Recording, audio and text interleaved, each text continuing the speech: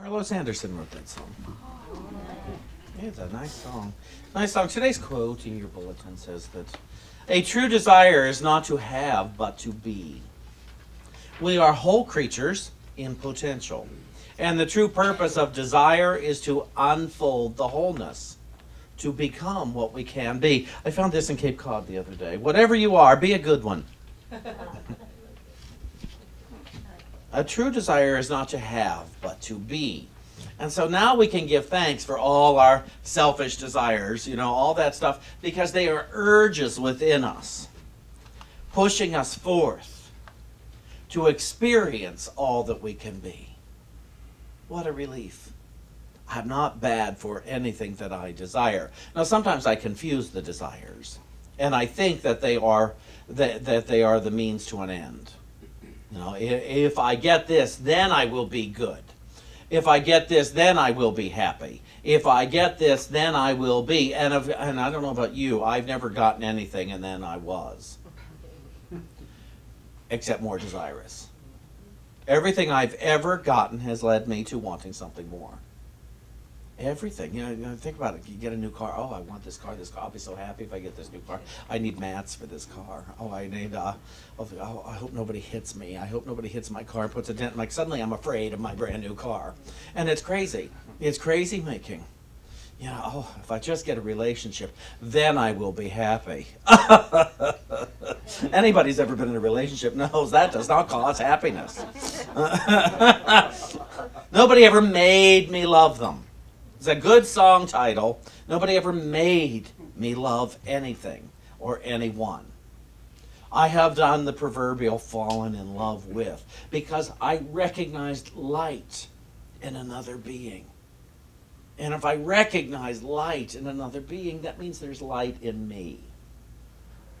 And so therefore you see, that's what really the falling in love is. It's like, oh, we can share this time together, be it a physical love, be it an emotional love, or spiritual love, or if you consider your blessings, you'll find all of the above in one nice package, but you will also experience that identification, that seeing that light in so many. Isn't that why we come up here on Sunday mornings? Because we're starting to see light, the light of ourselves in other beings, and the light of other beings we're seeing in ourselves. And it's like, oh, this is good. We hear this music, we hear these lyrics, and it sparks a light in me. It's like, I like that light. I really like that light that I'm finding in myself. That's why I kept coming back to unity. There was a light. I mean, the minute that minister that day, 1996, that Sunday in 1996, the last Sunday of the year, when I found out I was good, unequivocally good. There was nothing that could take away that good. And what he was talking about were all the abominations to God and man in Leviticus. And to find out I wasn't one of them. Oh, I suspected it might be true, but it was nice to have it confirmed that Sunday there at Lincoln Center. To find out I had always been, in God, in truth, I had always been good. I am good, and I will always be good. I can't not be good. What a relief. What a big honkin' relief. That there was no one, there was no minister around, there was no politician around, there was no parent around, there was no friend, there was no enemy around that would ever again be able to convince me that I wasn't good. Not even myself could I knew even if I tried to tell myself I wasn't, I was lying to myself. I was pretending that I wasn't good because I just am. And there's nothing I can think or do to take that away. And then I have to look at the people I fear. That I tell myself I should fear them for whatever reason. And to realize, oh, wait a minute, now they're good too. We're not talking about behavior. We're not talking about anything that has to do with the body. We're talking about nature. And everyone's nature is good. And so I don't have to fear them anymore. I might continue to, but I don't have to fear them. I was like, oh, so you telling me I can walk down the street and not be afraid that somebody's going to attack me? Or if it does seem like somebody is attacking me, be it verbally, be it emotionally, be it physically, They're still good. Yes, that's what I'm telling you. They are still good. Even if I don't agree with their so-called morals, their ideas, their thoughts, they're still good. Yes. Why? Because you're still good, Shawn. So I don't have to agree with someone for us to be good. No. Agreement is just about personalities. Agreement is just about a perception of past. What you are, what you be, is good. Your very being is good. Capital G has no opposite. There is no bad opposite this good. And well, yeah, it thrilled me no end to find this out. That Sunday, I liked it so much, I went back to a New Year's Eve service that a minister was having. I wanted to hear more of this information. And then he was having a Tuesday class. And I went to that, and it was on Myrtle Fillmore, Unity's co-founder's book, How to Let God Help You. And I went to that class, and more of this information was coming to me about how good I am and how good my neighbor is. Even the people, like I said, the people I don't like, the people I'm afraid of, those annoying people, they're still good. They're still good in truth. And so I don't have to keep trying to convince myself that either that I'm not good for not liking them, or that they're not good because I fear their stuff, whatever it may be, what I perceive as their stuff. Wow, what a great thing. I don't have to fear, period. I am not required to fear. There is nothing that I should fear. Imagine that. People try to argue these points to me. It's like, well, you should fear a lion coming towards you. I said, no, you should respect a lion coming to you. You know, respect that a lion might be a lion today and not realize that I am not also a lion and have other plans. You know, there's certain, respect is very different than fearing. I have neurotic fears that I'm still entertaining in my life, mostly in nature. There are, every day I walk through my garage hoping I don't see anything alive in there but myself. And I don't want to see anything dead in there but myself. Whoa. I don't want to see anything dead in there either. I remember once I pulled down this tub we like to put ice in for when we entertain, and it had a dead mouse in it. I hurled that bucket across the garage. David had to come pick up a dead mouse because I just panicked. But I entertained that panic. I told myself at that moment I should be afraid. I should react this way. Now, I am, all the while knowing the truth. In me, I knew the truth. I don't have, what's there to fear here? There is nothing that doesn't love me here. There is not one thing in this garage that doesn't love me. But I'm not so wild about the dead mouse. And clearly I'm not so wild about me for having these thoughts. So I maintained the illusion, and I've continued to maintain it. You know, then I go into New York City at night, there's not one street I'm not expecting a rat to jump out somewhere. And it panics me. It really gives me cause for panic. But there's no true cause for the panic.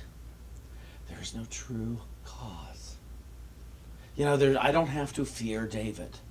I don't have to fear David leaving me. I don't have to fear any of that. Nor do I have to fear me. I don't have to fear any thoughts I have about David. And I have lots of thoughts about David. And it's probably best I keep most of them to myself and vice versa. Nobody wants to hear everything you think about them. And I know I don't want to hear everything you think about me. It's none of my business. It's none of my business. What's wonderful, though, where we're going to really get along, is when you hold yourself in a high esteem, and I hold myself in a high esteem, knowing I am God's beloved child. And the days you know you're God's beloved child, we got nothing to work out. We got nothing to work out. It's the other days, the days we forget, the days we start desiring something less than the perfection of the kingdom. I want to read a couple of things to you. You see, my true desire is to be that which I am in my conscious mind. It's already in my superconscious mind. I don't have three minds in me. I just have one mind, but it works in three phases. And that's what we teach in Unity. It works through the three phases of mind: superconscious mind, conscious mind, and subconscious mind. The subconscious mind that's what's telling the body what to do, to flow, to whatever, depending upon the information it receives. And the conscious mind is what's telling the subconscious mind what to do. And if I am basing all of my information into the subconscious mind on what I see in the world, I'm giving danger signals all over the place. What if I only base it on the information I see from my past in the world? I'm telling my subconscious mind to shut down, close up shop, because you're under attack. But when I go to my superconscious mind, which is also called the Christ mind, same thing. If I go to that, then I only get true information. And the truth has to be that I am loved with an everlasting love. And my neighbor is loved with an everlasting love. And the very ground I walk upon is loved with an everlasting love. And so therefore, that's some new information to feed into the conscious mind. And that's when the conscious mind aspect of mind takes its information from the superconscious mind. Then it tells the body, go ahead and flow. Go ahead and do, all you dear organs, go ahead and do what you ought to do. Go ahead and do what you were intended to do, because you're safe. There's nothing to fear here, so no point in even discussing what you used to fear. And that's when things loosen up, and that's when bones heal. That's when tumors diminish to no thing. That's when we are set free. And sometimes we're so free, people leave their body, they leave their planet. They don't need this anymore for any more lessons. And some people they're going on for the next part of their journey. We don't know what that is, and it's none of our business. None of our business. And so to do all this, but to begin to cleanse our mind, the clogged mind, with information from what I call the superconscious mind, what Unity teaches as the superconscious mind. It is the mind that knows the truth without any other considerations. There is no argument in the superconscious mind. There is no yeah but in the superconscious mind. There is just, this is the way that it is. I've had people come to classes and want to argue with me, and I said, I'm not going to argue with you. I'm here to just teach this information. Take with it what you will and go from here and practice it. But you're not going to convince me that it doesn't work. I'm not in the debate. I don't teach a debate class.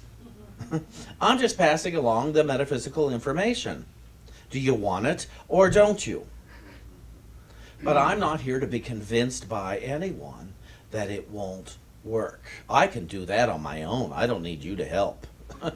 I can come up with enough arguments in my own mind for why truth is not true. None of those are true, those arguments, but nonetheless, I can entertain them for today on why the traffic should tell me why my life is bad, why the weather should tell me there's something wrong in my life, why the floor or the ceiling or a mar on the wall or the way somebody looked at me tells me that I am hated. David and I have been working very diligently on not telling ourselves what other people think, so that we don't play a head game with ourselves.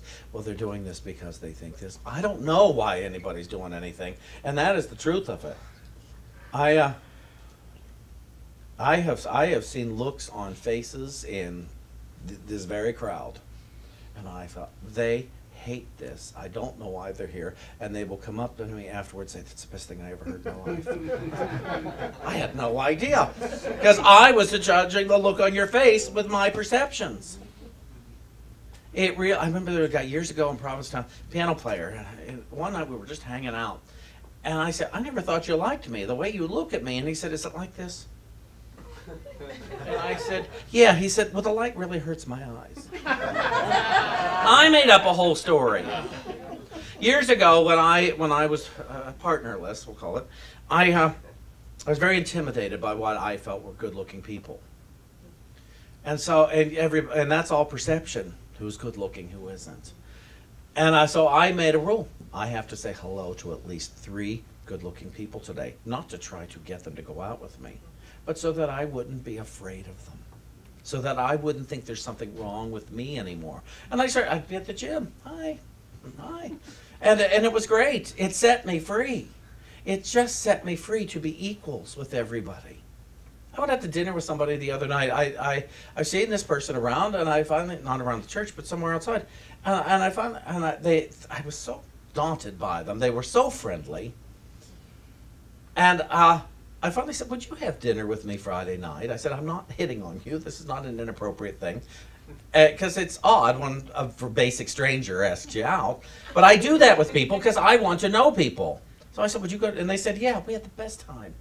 Sat for 3 hours. I got their whole story. They got a big part of mine. What a nice evening. I don't have to be afraid now. I didn't have to be afraid before, but I was choosing to. Now I won't choose to be, because now we have a very friendly acquaintance. What a nice thing. See, these are things you can do in your beingness. If I am a God being, you're a God being, you're a God being, I don't have to be afraid. Now listen to this. Let's see, number 1. Number 1 comes from 2 Corinthians chapter 4, and it says, belief in the world is the veil of darkness. But this veil was not placed there by one greater than you.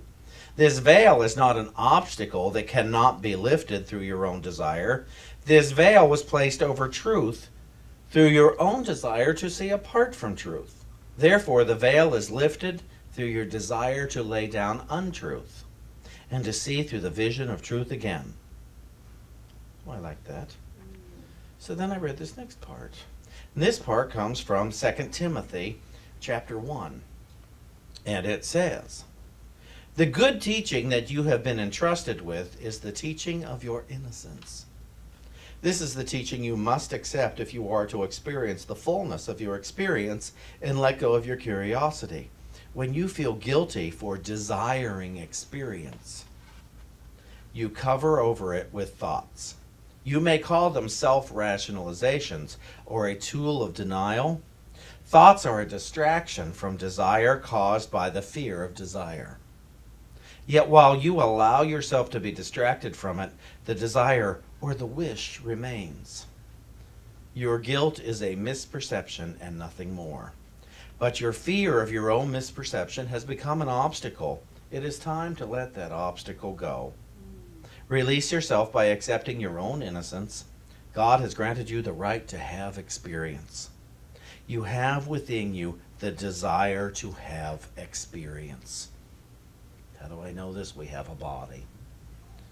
This desire remains until you have let it go, but you cannot fear it and let it go also. You must let yourself realize the experience to see that the experience can hold no limits that could ever limit or hinder you. Another way of putting that is you could have no experience that would inform you that you are not good. And then this last part comes from James, chapters 4 and 5. And over in 4, in verse 7, it says, it is your desire to know yourself as you are. And then over in chapter 5, it says, everything that you experience comes from you and the desire that you allow. Rejoice that this is true and choose consciously the desire of your heart. And he's quoting the Bible here. Whoever turns a sinner from the error of his way means whoever recognizes that he has been desiring what he does not desire and chooses to desire again in a new way, chooses also to save himself from a multitude of distractions in order to settle within the peace of his own heart. And so, to look at your life, to look at what you desire and say, oh, this desire is good.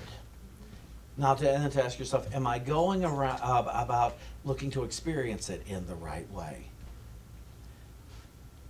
Is my desire for the good of all? You know, you look at an Oprah Winfrey. Now, I don't know if she desired to be the